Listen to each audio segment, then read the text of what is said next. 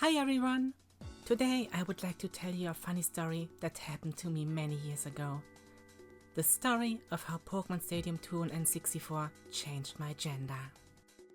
Say, did you ever try out cheat devices? They kinda died out in recent years, but they were really common during the Game Boy Color days.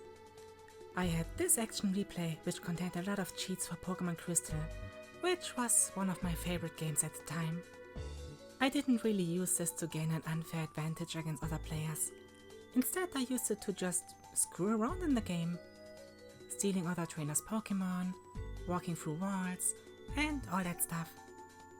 This was at the beginning of 2002, when I was around 14 years old.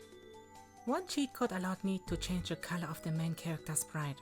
Pokémon Crystal was famously the first Pokémon game which allowed the player to choose a female protagonist. Well, I sadly didn't do this. Back when I was still like, oh, people will probably look at me funny if I play as a girl, so I picked the male protag. Anyway, I tried to change the sprite color of the male protagonist, which is red by default.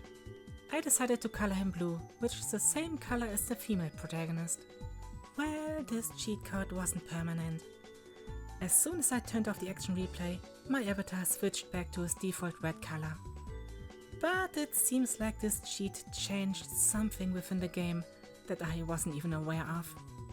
Another Pokémon game I really loved during this time was Pokémon Stadium 2 on the Nintendo 64, which was compatible with Pokémon Crystal using the transfer pack. Using this, you could transfer your Game Boy Pokémon into the N64 game. Here you're also represented by a faceless avatar character, which can either be a boy or a girl.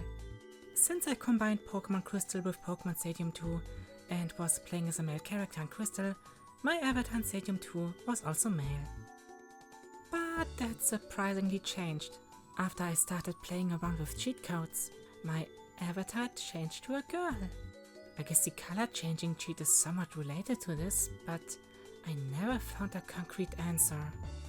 Back then, I was like, oh no, I'm stuck as a girl. But today I would say, heck yeah, I'm a girl. This was long before I had any thoughts about being trans, but looking back, it seems like a funny little sign from above that somehow predicted my future. Now I get why this accessory is called the transfer pack. Okay, I apologize for that joke, but I hope you found this little story interesting in some way. Thank you all for watching, and I hope you're gonna have a nice day. If you like this video, please leave a thumbs up and consider subscribing to my channel for more trans-related content. And if you have any similar signs from above stories, I would be interested to hear them in the comments. Bye bye!